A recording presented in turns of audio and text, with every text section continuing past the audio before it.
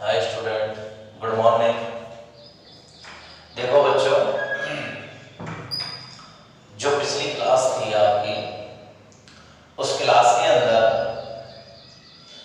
Chapter number 36वां, जिसमें हम लिंग सैलन वंशावली का अध्ययन करा रहे थे, उसमें पहला था आपका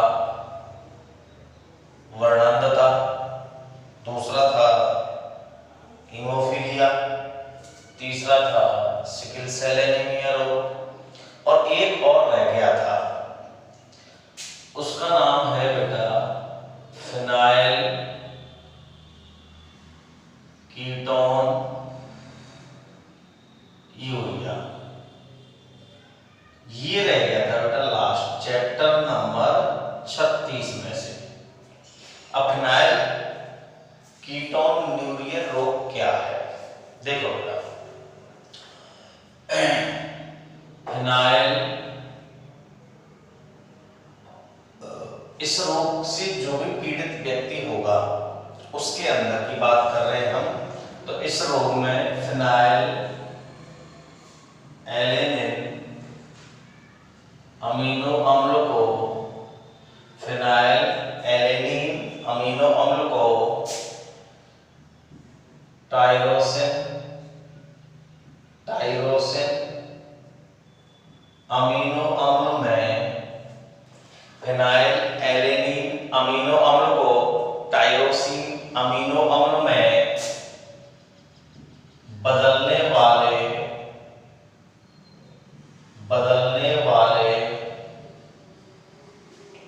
फिनाइल एलेनिन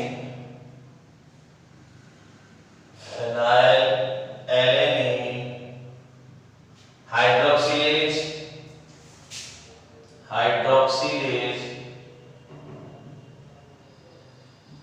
एंजाइम की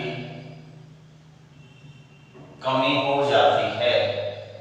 एंजाइम की कमी हो जाती है।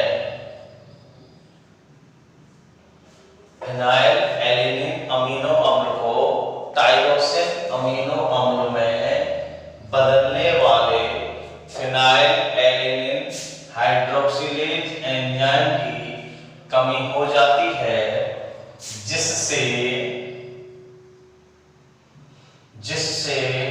शरीर में फिनाइल एलेनिन एकत्रित हो जाता है।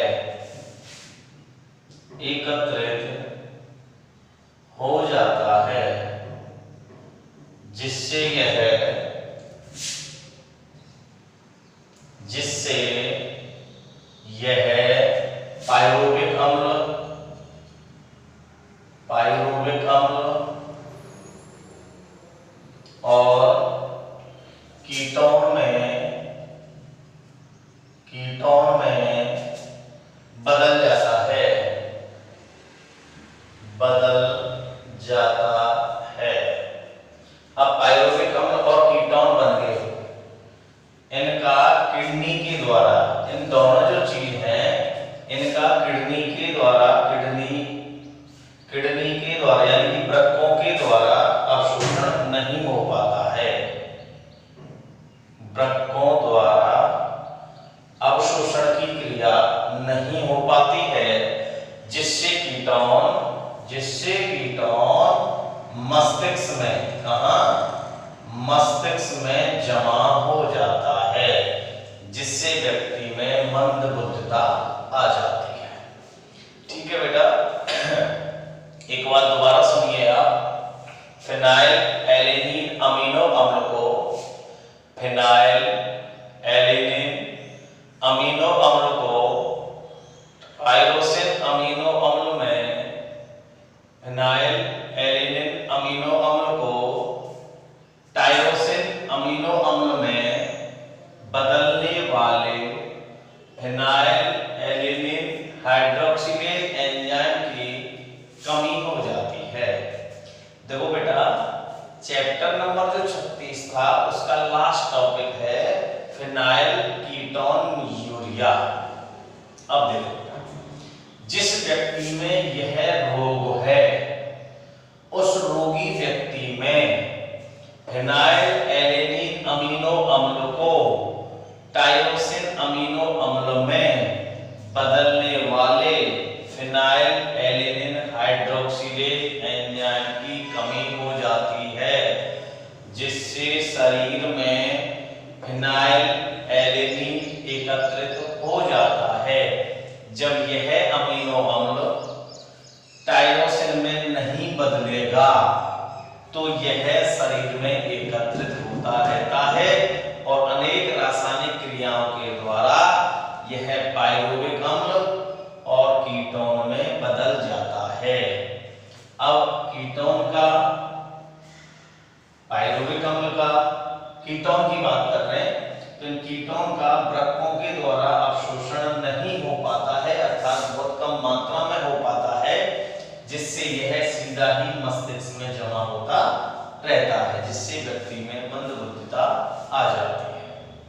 ठीक बेटा, आपका चैप्टर नंबर 35, चैप्टर नंबर 36, दोनों चैप्टर आपके खत्म हो चुके हैं। दोनों के नोट्सों की पीडीएफ आपके पास पहुंच चुकी है। आप होमवर्क पूरा करें, नोट्स बनाएं और साथ के साथ आप याद भी करते चलें। अब इस जो यूनिट थी आनुवंशिकी और जीनोमिक, जो यूनिट थी जूलॉजी के अंदर, उस यूनिट का आखिरी चैप्टर उत्परिवर्तन, आखिरी जो चैप्टर है चैप्टर नंबर 37, चैप्टर है 37 उत्परिवर्तन, म्यूटेशन। ठीक है सर, उत्परिवर्तन, म्यूटेशन।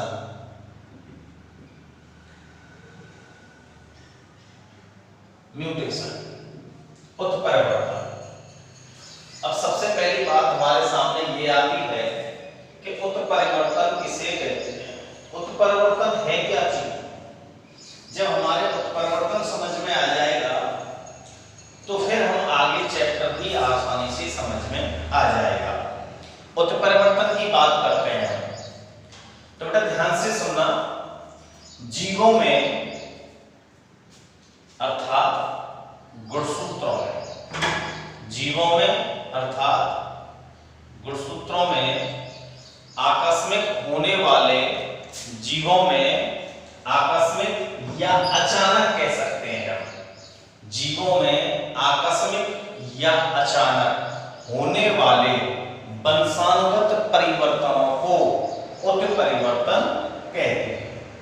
ठीक है बेटा, समझ में आई। जीवों में अचानक अर्थात आकस्मिक होने वाले, जीवों में आकस्मिक होने वाले वंशानुगत परिवर्तनों को उत्परिवर्तन कहते हैं। ठीक है बेटा, देखो ध्यान से, जीवों में या हम कह सकते हैं बेटा गुणसूत्रों में, जीवों में या गुणसूत्रों में आकस्मिक या अचानक। ठीक है सर, जीवों में या आकस्मिक या अचानक कह सकते हैं होने वाले वंशानुगत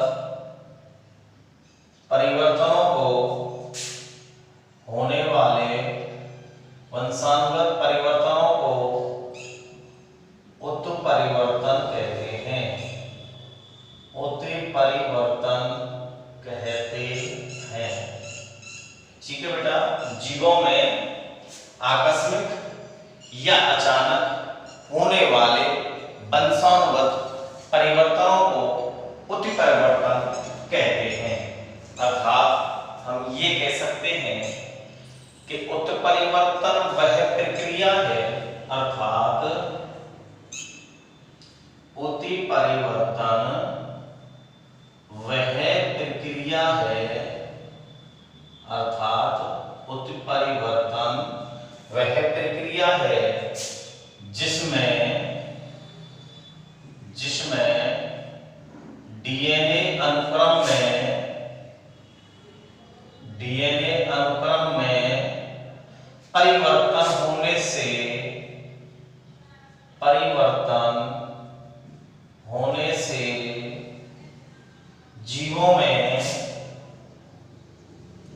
जीवों में लक्षण प्रारूप अर्थात फिनोटाइप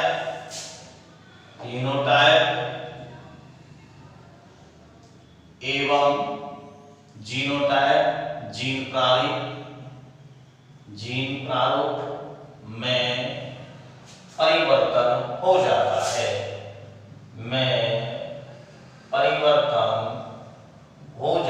है ठीक है बेटा। देखो बेटा, उत्परिवर्तन की बात कर रहे हैं हम कि म्यूटेशन है क्या चीज। तो जीवों में अर्थात गुणसूत्रों में आकस्मिक होने वाले वंशानुगत परिवर्तनों को उत्परिवर्तन कहते हैं। जीवों में आकस्मिक होने वाले वंशानुगत परिवर्तनों को उत्परिवर्तन कहते हैं। अर्थात हम ये कह सकते हैं कि उत्परिवर्तन वह प्रक्रिया है जिसमें अर्थात हम ये कह सकते हैं कि उत्परिवर्तन वह प्रक्रिया है जिसमें डीएनए अनुक्रम में परिवर्तन होने से जब गुणसूत्रों में डीएनए तो डीएनए जब अनुक्रम की बात करते हैं, जब इसमें कोई परिवर्तन होगा तो जीवों में जो लक्षण प्रारूप और जीन प्रारूप ठीक इनमें भी परिवर्तन हो जाता है। यहां तक क्लियर बेटा। जीवों में आकस्मिक होने वाले वंशानुगत परिवर्तनों को उत्परिवर्तन कहते हैं। अर्थात हम ये कह सकते हैं कि उत्परिवर्तन वह प्रक्रिया है जिसमें डीएनए अनुक्रम में परिवर्तन होने से जीवों में फिनोटाइप और जीनोटाइप दोनों में परिवर्तन हो जाता है। उत्परिवर्तन की खोज की ओर चले बेटा हम। तो उत्परिवर्तन की खोज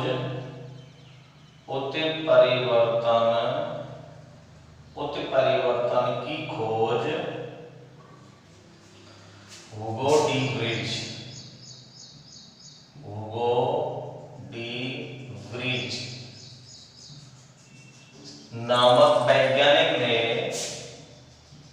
नामक साइंटिस्ट ने इवनिंग प्राइमरोज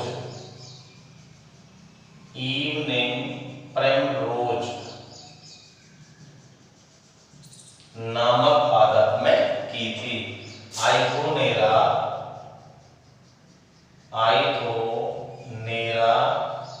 लेमार्कियाना। ठीक है बेटा। उत्परिवर्तन की खोज हुगो डी व्रीज नामक साइंटिस्ट ने इवनिंग प्राइमरोज अर्थात जो पादप था वो कौन सा था, आइथोनेरा लेमार्कियाना नामक पादप में की थी। ये पादप का नाम है बेटा, नामक पादप में की थी। अब यहां तक कोई समस्या है तो देखिए बेटा।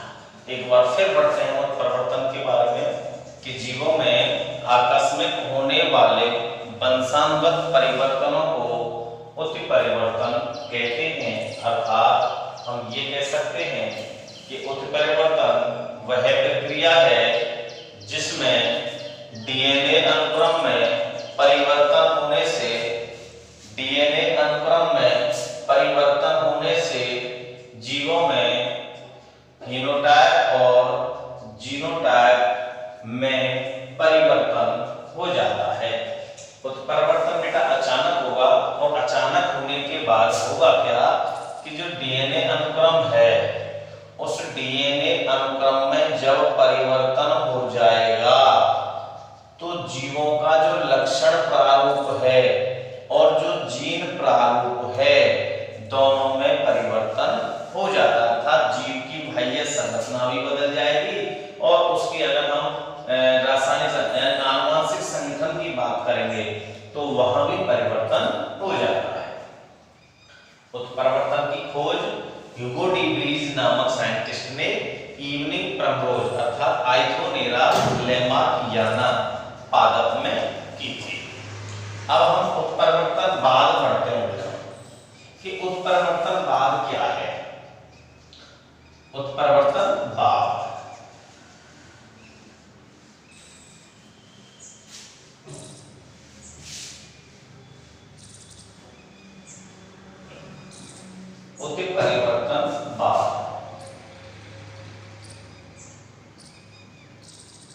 या हम कह सकते हैं बेटा उत्परिवर्तन सिद्धांत भी कह सकते हैं इसको। उत्परिवर्तनवाद, उत्परिवर्तनवाद की बात करें हम तो देखो सबसे पहली बात क्या हो जाएगी इसके अंदर। सबसे पहली देखो बेटा डेफिनेशन में भी पढ़ाई थी हमने कि उत्परिवर्तन आकस्मिक होने वाली घटना है, अर्थात यह है अचानक होती है। कैसे होती है? अचानक होती है। देखो सबसे पहली बात उत्परिवर्तन की जो क्रिया है यह आकस्मिक होने वाली घटना है। उत्परिवर्तन जीवों में होने वाली आकस्मिक घटना है। आकस्मिक घटना है। तो सबसे पहली बात कौन सी होगी बेटा? जो उत्परिवर्तन है वो जीवों में अचानक होगी। क्या है? अचानक। दूसरी चीज क्या होगी बेटा? उत्परिवर्तन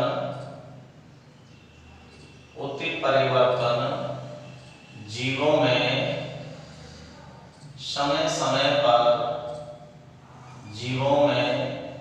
समय समय पर होती रहती है।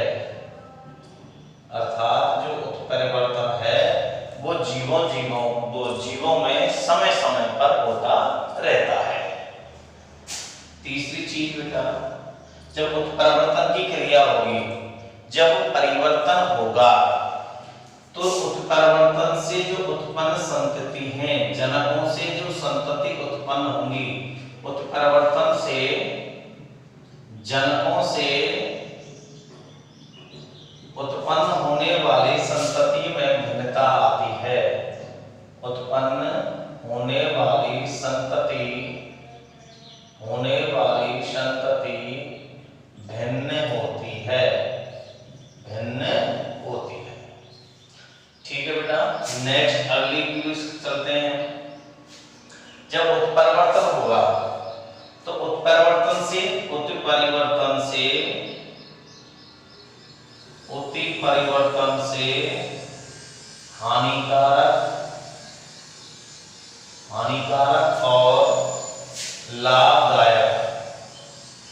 हानिकारक और लाभदायक लक्षण प्रकट होते हैं। किन में बेटा? संततियों में लक्षण प्रकट होते संततियों में अर्थात जीवों में उत्परिवर्तन से हानिकारक और लाभदायक लक्षण प्रकट होते हैं। अगली चीज बात करें बेटा हम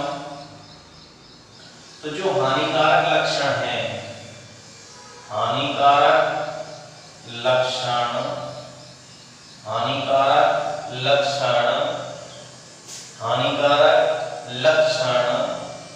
प्राकृतिक वर्ण के सिद्धांत के अनुसार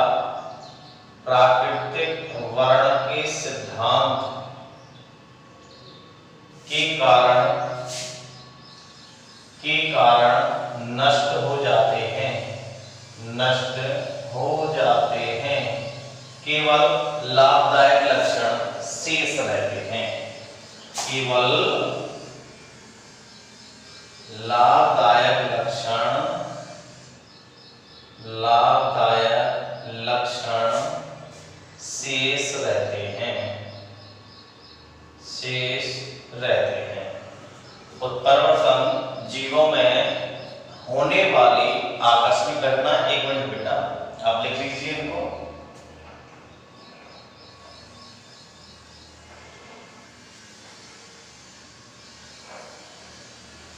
देखो बेटा उत्परिवर्तन की बात कर रहे थे हम अभी, तो उत्परिवर्तनवाद की ओर चल रहे हैं हम। उत्परिवर्तनवाद क्या है? सबसे पहली बात तो मैं उत्परिवर्तन की डेफिनेशन क्या है, उत्परिवर्तन होता क्या है, ये सारी चीज समझ में आनी चाहिए। देखो बेटा जीवों में जो अचानक घटनाएं होती हैं, जीवों में जो आकस्मिक घटनाएं होती हैं, जीवों में जो आकस्मिक घटनाएं होती हैं या अचानक रूप से जो घटित होती हैं उनको हम उत्परिवर्तन कहते हैं। अब उत्परिवर्तनवाद की बात करें हम तो बेटा देखो उत्परिवर्तन जीवों में होने वाली आकस्मिक घटना है। कैसी घटना है? आकस्मिक। दूसरी चीज बेटा उत्परिवर्तन जीवों के अंदर समय समय पर होने वाली घटना है, अर्थात जीवों के अंदर समय समय पर उत्परिवर्तन होता रहता है। अगली ओर चलें। उत्परिवर्तन से जब संकरण होगा तो जो जनक होंगे उन जनक से जो संतति उत्पन्न होगी वो भिन्न होगी। क्या होगी बेटा? भिन्न होती है। और जब भिन्न होगी तो उत्परिवर्तन से जो लक्षण प्रकट होंगे वो लक्षण हानिकारक भी होंगे और लाभदायक भी होंगे।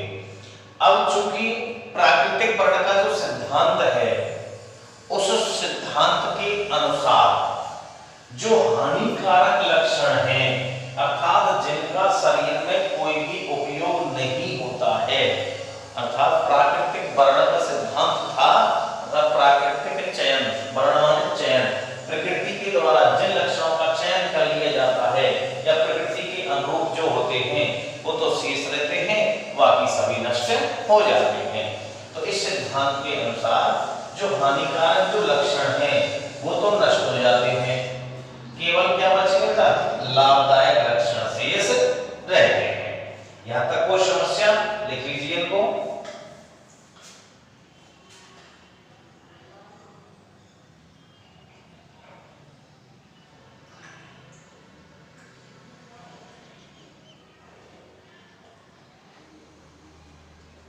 अगला टॉपिक है उत्परिवर्तन के प्रकार। उत्परिवर्तन के प्रकार। उत्परिवर्तन मूलतः बेटा दो प्रकार से होता है।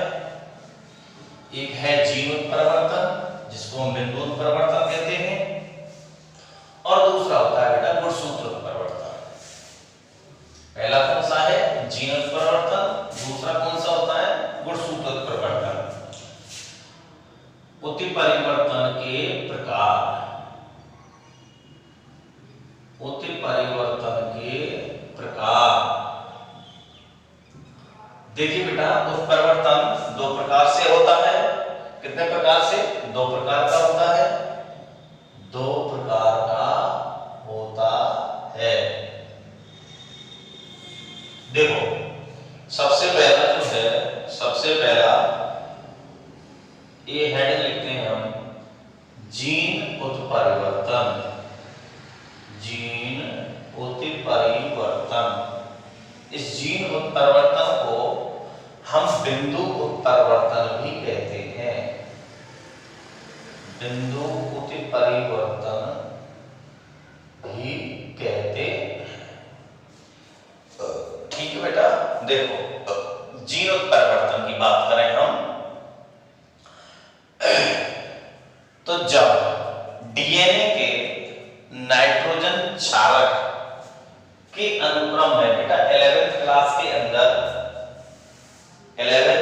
के अंदर हमने डीएनए का रासायनिक संगठन, न्यूक्लियोटाइड, न्यूक्लियोसाइड, डीएनए की संरचना का द्विकुंडलित मॉडल, प्रोटीन संश्लेषण, ट्रांसलेशन, ट्रांसक्रिप्शन, आरएनए, आरएनए के प्रकार, इन सब टॉपिकों का अध्ययन किया था। अब जब हम डीएनए की जब संरचना का अध्ययन करते थे तो उसके अंदर एक तो फॉस्फेट शर्करा होती थी बेटा, 5 कार्बन युक्त जो शर्करा थी, नाइट्रोजन क्षारक होते थे जिसके 2 समूह होते थे, प्यूरिन और पिरिमिडीन, ध्यान है या नहीं है, और तीसरा समूह हुआ करता था फास्फेट समूह जिसको फास्फोरिक अम्ल से प्राप्त किया जाता था। ठीक, ये जब हमने पढ़ा तो वही चीज याद है कि जब डीएनए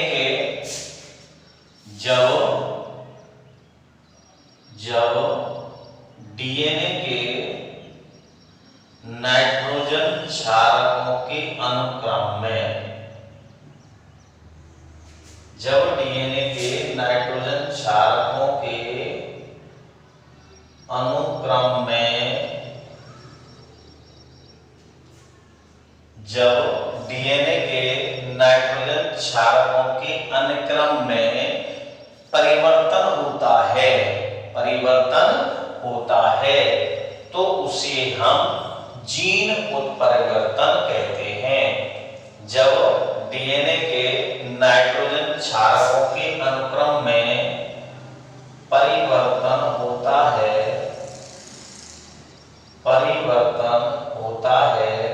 तो उसे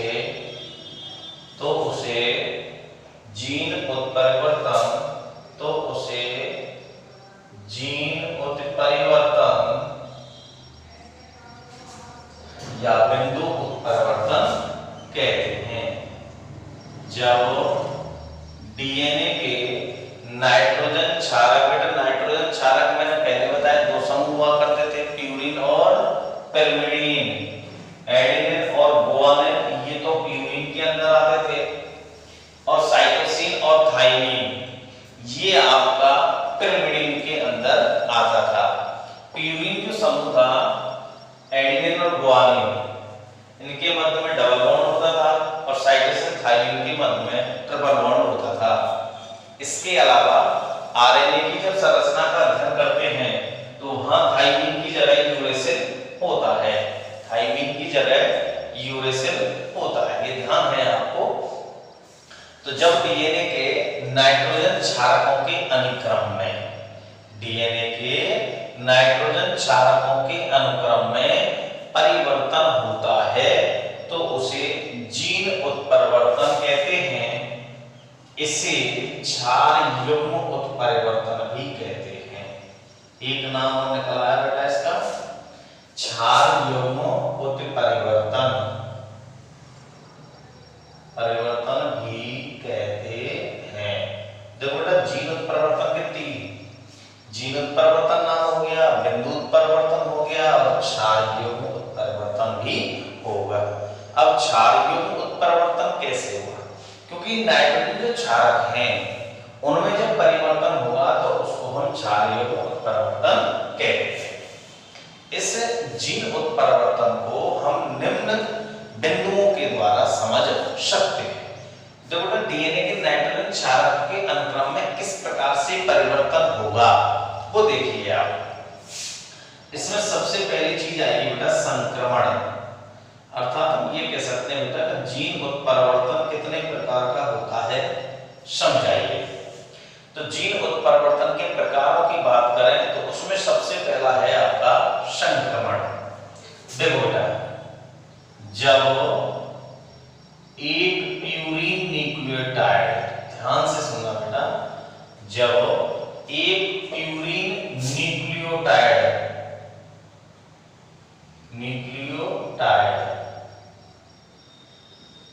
दूसरे प्यूरिन न्यूक्लियोटाइड से, जब एक प्यूरिन न्यूक्लियोटाइड दूसरे प्यूरिन न्यूक्लियोटाइड से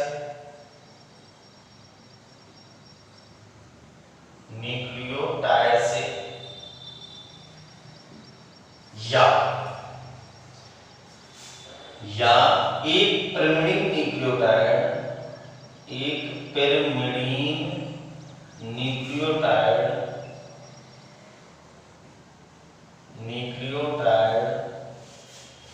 दूसरे पिरिमिडीन न्यूक्लियोटाइड से, दूसरे पिरिमिडीन न्यूक्लियोटाइड से,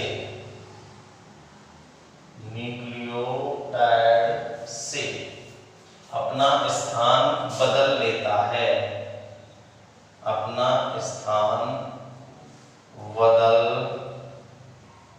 लेता है तो उसे संक्रमण कहते हैं। देखो बेटा, संक्रमण की डेफिनेशन आपके सामने लिखी हुई है। जब एक न्यूक्लियोटाइड जब एक प्यूरिन न्यूक्लियोटाइड दूसरे प्यूरिन न्यूक्लियोटाइड से, जब एक प्यूरिन न्यूक्लियोटाइड दूसरे प्यूरिन न्यूक्लियोटाइड से या एक पिरिमिडीन न्यूक्लियोटाइड दूसरे पिरिमिडीन न्यूक्लियोटाइड से अपना स्थान बदल लेता है तो उसे संक्रमण कहते हैं, तो उसे संक्रमण कहते हैं। देखो बेटा, आपके सामने डेफिनेशन लिख दी मैंने। देखो, याद करना एक अलग चीज है और समझकर याद करना ये अलग चीज है। देखो बेटा, प्यूरिन और पिरिमिडीन दो चीज आई है यहां पर। तो सबसे पहली बात तो ये चीज समझ में आनी चाहिए कि प्यूरिन और पिरिमिडीन क्या है। देखो बेटा, 11th क्लास के अंदर जब डीएनए की रासायनिक संरचना का अध्ययन करते हैं तो उसमें तीन चीज होती है बेटा। एक तो होती है शर्करा अर्थात पेंटोज शर्करा, डीऑक्सीराइबो शर्करा भी कहते हैं इसको। दूसरा था बेटा आपका नाइट्रोजन क्षारक और तीसरा था आपका फास्फेट समूह। ये तीन चीज थी बेटा आपकी। पेंटोज शर्करा 5 कार्बन वाली है। नाइट्रोजन क्षारक के बेटा 2 समूह होते थे, एक तो थे प्यूरिन और दूसरे थे आपके पिरिमिडीन। प्यूरिन के अंदर एडेनिन और गुआनिन, जबकि पिरिमिडीन के अंदर साइटोसिन और थाइमिन। ये नाइट्रोजन क्षारक थे। कौन कौन से? प्यूरिन में तो एडेनिन और गुआनिन और पिरिमिडीन में साइटोसिन और थाइमिन। अब यहां भी यही चीज है। जब एक प्यूरिन न्यूक्लियोटाइड दूसरे प्यूरिन न्यूक्लियोटाइड से अर्थात एडेनिन गुआनिन से, समझ में आ रही है? एक प्यूरिन न्यूक्लियोटाइड दूसरे प्यूरिन न्यूक्लियोटाइड से, देखो बेटा प्यूरिन समूह में देखो एडेनिन और गुआनिन, जब एक प्यूरिन न्यूक्लियोटाइड दूसरे प्यूरिन न्यूक्लियोटाइड से, एडेनिन गुआनिन से या कैसे भी कर लो इसको, ठीक है बेटा? एडेनिन गुआनिन और गुआनिन एडेनिन में, दोनों से ये परिवर्तन हो जाते हैं। अर्थात दूसरा समूह कौन सा है बेटा आपका? यानी कि पिरिमिडीन। कौन सा है? पिरिमिडीन। देखिए, जब एक पिरिमिडीन न्यूक्लियोटाइड दूसरे पिरिमिडीन से अपना स्थान बदल लेता है तो उसे हम संक्रमण कहते हैं। जब एक प्यूरिन न्यूक्लियोटाइड दूसरे प्यूरिन न्यूक्लियोटाइड से या एक पिरिमिडीन न्यूक्लियोटाइड दूसरे पिरिमिडीन न्यूक्लियोटाइड से अपना स्थान बदल लेता है तो उसे संक्रमण कहते हैं। ठीक है बेटा, इसमें कोई समस्या नहीं है। कोई समस्या? दूसरी की ओर चलते हैं। संक्रमण हो गया आपका। दूसरा है बेटा आपका अनुप्रस्थन। दूसरा है जीन परिवर्तन की बात कर रहे हैं हम।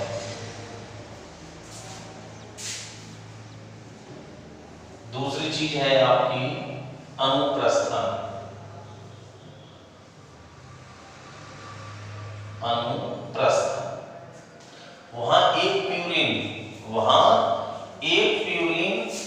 न्यूक्लियोटाइड से चेंज कर रहा था, या एक पिरिमिडीन दूसरे पिरिमिडीन से कर रहा था। अनुप्रस्थ में क्या आ जाएगा, जब एक प्यूरिन न्यूक्लियोटाइड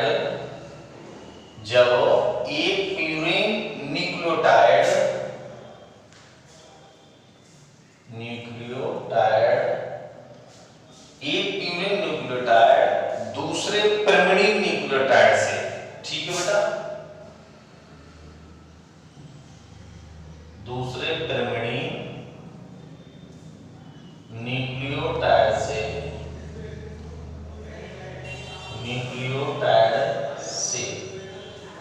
या एक पिरिमिडीन न्यूक्लियोटाइड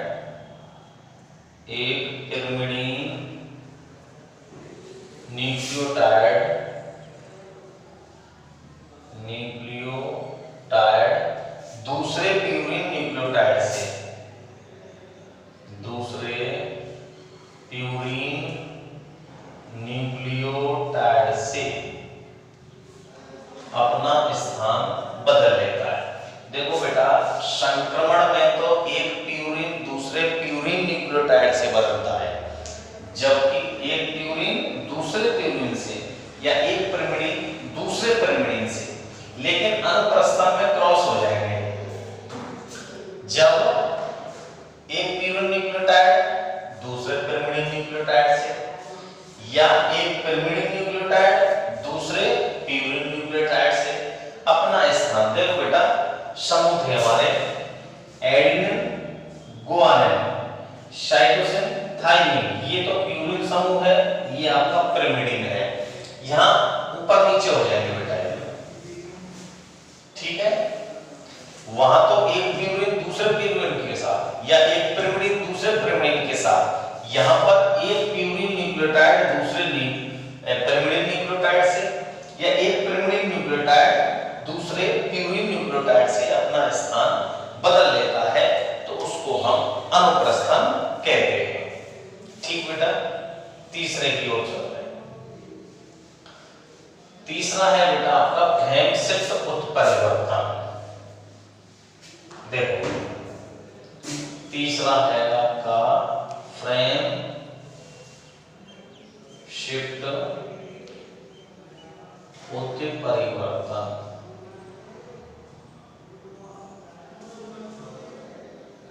फ्रेम शिफ्ट उत्परिवर्तन। देखो बेटा, फ्रेम माने ठीक, शिफ्ट पूरा का पूरा फ्रेम बदलेगा, ये ध्यान रखना। देखिए इस प्रकार के उत्परिवर्तन में जब किसी डीएनए के न्यूक्लियोटाइड में जब उत्परिवर्तन होगा, तो डीएनए के न्यूक्लियोटाइड में कमी या अधिकता होने से आगे के अर्थात दूसरे न्यूक्लियोटाइड का क्रम भी बदल जाता है, तो उसे हम फ्रेम शिफ्ट उत्परिवर्तन कहते हैं। दोबारा सुनिए, जब अर्थात ऐसा उत्परिवर्तन अर्थात उत्परिवर्तन की ऐसी घटना जब डीएनए के न्यूक्लियोटाइड में कमी या अधिकता होने से आगे के न्यूक्लियोटाइड का भी क्रम बदल जाता है, तो उसे हम फ्रेम शिफ्ट उत्परिवर्तन कहते हैं। देखिए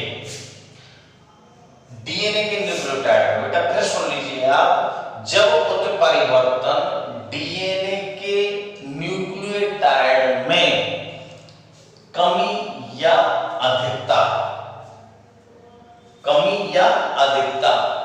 हो जाती है, उत्परिवर्तन से होगा, न्यूक्लियोटाइड में कमी हो गई या अधिकता हो गई, तो आगे का अर्थात दूसरा जो न्यूक्लियोटाइड है उसका भी क्रम बदल जाता है। इसको हम एक मॉडल के द्वारा समझा सकते हैं। देखिए आप, cytosine, adenine, thymine, cytosine, adenine, cytosine, adenine, thymine, cytosine, कोई भी है, कैसे भी कर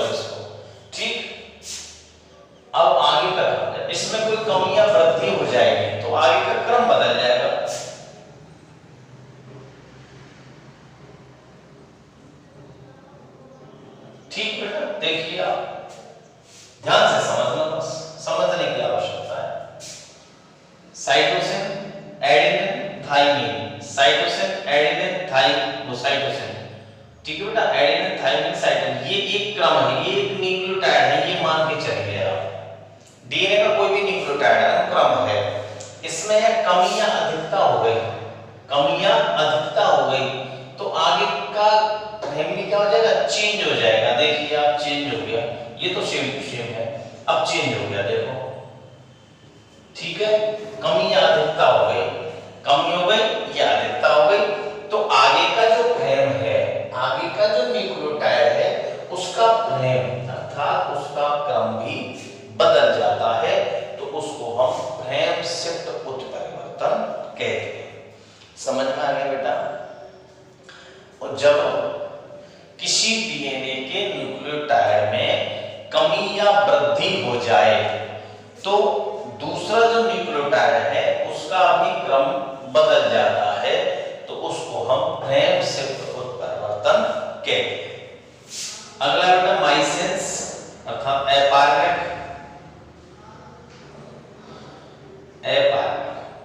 इसके बाद में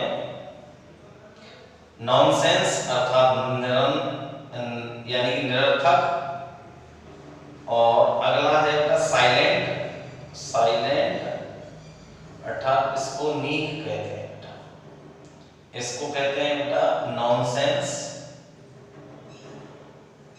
इसको कहते हैं माइसेंस। ठीक है बेटा, देखिए सबसे पहले अपार्यक की बात करते हैं। किसकी बात करते हैं? अपार्यक। अब अपार्यक में क्या होगा वो देखिए आप, देखो माइसेंस है बेटा, तो इसमें न्यूक्लियोटाइड का प्रतिस्थापन होगा। क्या होगा? न्यूक्लियोटाइड के प्रतिस्थापन होगा, जिससे क्या होगा, एक अमीनो अम्ल के स्थान पर दूसरा अमीनो अम्ल आ जाएगा। यहां बेटा न्यूक्लियोटाइड का प्रतिस्थापन होगा, और प्रतिस्थापन होने से क्या होगा, एक अमीनो अम्ल के स्थान पर, एक अमीनो अम्ल के स्थान पर दूसरा अमीनो अम्ल आ जाता है। इसे हम अपार्यक कहते हैं, जिससे मनुष्य में एक रोग होता है ना बेटा, सिकल सेल एनीमिया रोग। ठीक है, ध्यान है आपको, वहां भी क्या आता है, ग्लूटामिक अमीनो अम्ल की जगह वैलिन अमीनो अम्ल आ जाता है। तो यहाँ न्यूक्लियोटाइड का प्रतिस्थापन होगा। किसका होगा? न्यूक्लियोटाइड का प्रतिस्थापन होगा, जिससे एक अमीनो अम्ल के स्थान पर दूसरा अमीनो अम्ल आ जाता है। ठीक बेटा, कोई समस्या? अगला है बेटा निरर्थक, नॉनसेंस। देखो बेटा, आनुवंशिक कूट भी पढ़े आपने 11th क्लास के अंदर। ठीक, अमीनो अम्लों का जो क्रम एक निर्धारित होता है, ठीक है, 64 प्रकार के आनुवंशिक कूट होते थे, जिनमें से 61 तो सेंस और 3 नॉनसेंस। ठीक है, ध्यान रखना। अब नॉनसेंस की बात करें, जब आनुवंशिक कूट में, किसमें? आनुवंशिक कूट में जब प्रोटीन संश्लेषण का निर्माण होता है, जब प्रोटीन संश्लेषण की क्रिया जो होती है, प्रोटीन का निर्माण जब होता है, तो जब प्रोटीन संश्लेषण की क्रिया होती रहती है, तो आगे जब कोई समापन कोडोन आ जाता है, आगे जब प्रोटीन संश्लेषण की क्रिया हो रही है और आगे चल के रास्ते में प्रोटीन संश्लेषण की क्रिया पूर्ण नहीं हुई, उससे पहले ही रास्ते में जब कोई समापन कोडोन आ गया, समापन कोडोन आ गया, तो प्रोटीन का निर्माण नहीं होगा। भाई समापन कोडोन पहले ही आ जाएगा तो रुक जाएगा, और रुके तो प्रोटीन संश्लेषण की क्रिया नहीं होती है। इसको हम निरंतर कहते हैं, यानी निरर्थक कहते हैं, इसीलिए इसको नॉनसेंस कहते हैं। देखो एग्जांपल देखो, ये आनुवंशिक कूट है,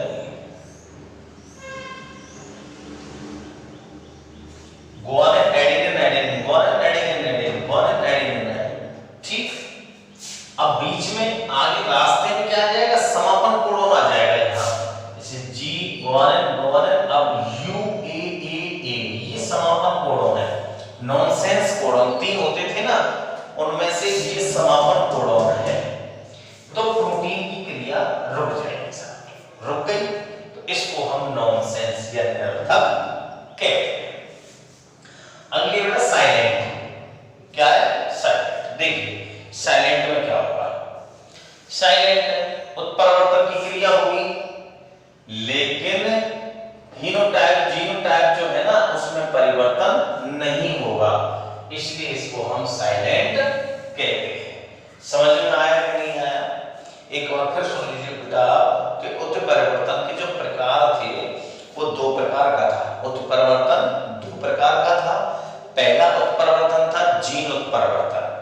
तो जब नाइट्रोजन वो डीएनए के नाइट्रोजन क्षारकों के क्रम में, जब डीएनए के नाइट्रोजन क्षारकों के क्रम में परिवर्तन हो जाता है तो उसे हम जीन उत्परिवर्तन या बिंदु उत्परिवर्तन कहते हैं।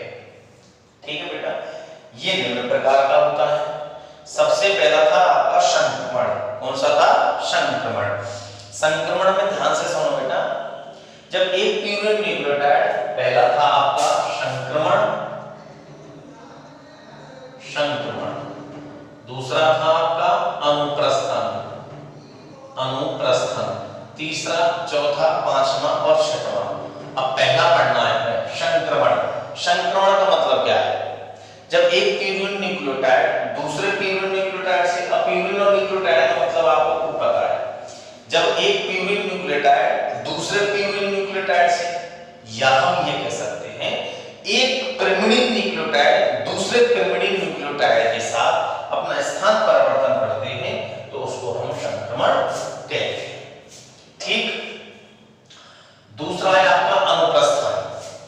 जब एक प्यूरिन न्यूक्लियोटाइड दूसरे पिरिमिडीन न्यूक्लियोटाइड से, वहां तो सेम थे, यहां अब एक दूसरे में चेंज करेंगे। जब एक प्यूरिन न्यूक्लियोटाइड दूसरे पिरिमिडीन न्यूक्लियोटाइड से, या जब एक पिरिमिडीन न्यूक्लियोटाइड दूसरे प्यूरिन न्यूक्लियोटाइड से अपना स्थान परिवर्तन करते हैं तो उसे अनुप्रस्थन कहते हैं। तीसरा है आपका बेटा फ्रेम शिफ्ट उत्परिवर्तन, या फ्रेम बदलेगा पूरा। तो यहां क्या होगा, उत्परिवर्तन की जब क्रिया होगी तो उसमें क्या होगा, जो डीएनए के जो न्यूक्लियोटाइड हैं उस डीएनए के न्यूक्लियोटाइड में जब कोई कमी या अधिकता हो जाएगी, न्यूक्लियोटाइड में कमी या अधिकता हो जाएगी तो आगे के न्यूक्लियोटाइड का क्रम भी बदल जाएगा, फ्रेम बदल जाएगा। इसे हम फ्रेम शिफ्ट उत्परिवर्तन कहते हैं। इसके बाद है बेटा एपारेंट माइसेंस। कौन सा है? माइसेंस। माइसेंस में क्या होगा बेटा, न्यूक्लियोटाइड का प्रतिस्थापन होगा और प्रतिस्थापन से एक अमीनो अम्ल के स्थान पर दूसरा अमीनो अम्ल आ जाता है। एक अमीनो अम्ल के स्थान पर दूसरा अमीनो अम्ल आ जाता है, जिससे सिकल सेल एनीमिया रोग होता है। इसे हम एपारेंट कहते हैं। अगला है बेटा आपका नॉनसेंस यानी निरर्थक। आनुवांशिक कूट में प्रोटीन का निर्माण होने के समय जब प्रोटीन संश्लेषण की क्रिया हो रही होती है तो आगे रास्ते में ही कोई समापन कोडोन आ जाता है। ये प्रोटीन संश्लेषण की क्रिया हो रही है और बीच में समापन कोडोन आ गया, नॉनसेंस कोडोन आ गया। 64 बनते हैं बेटा, 64 में से 61 तो सेंस हैं और 3 कैसे हैं बेटा? नॉनसेंस। ये प्रोटीन संश्लेषण क्रिया में भाग लेंगे और ये उसको रोकेंगे। तो जब कोई समापन कोडोन आ जाता है तो प्रोटीन का निर्माण नहीं होता है, इसको हम निरर्थक कहते हैं। अगला बेटा साइलेंट।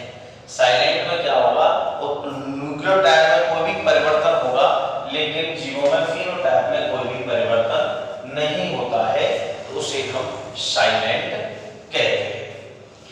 यहां तक कोई समस्या बेटा आपको? देखो बेटा, आनुवांशिकी जो और जीनोमिक जो यूनिट थी, 5 नंबर की यूनिट थी, जिसमें से 2 चैप्टर, पहला था आपका आनुवांशिकता, आनुवांशिकता के नियम, ठीक है बेटा, एक संकर द्विसंकर और उनके अपवाद। दूसरा चैप्टर था आपका जो आपका खत्म मानव में गुणसूत्री विकृतियां, वो विकृतियां भी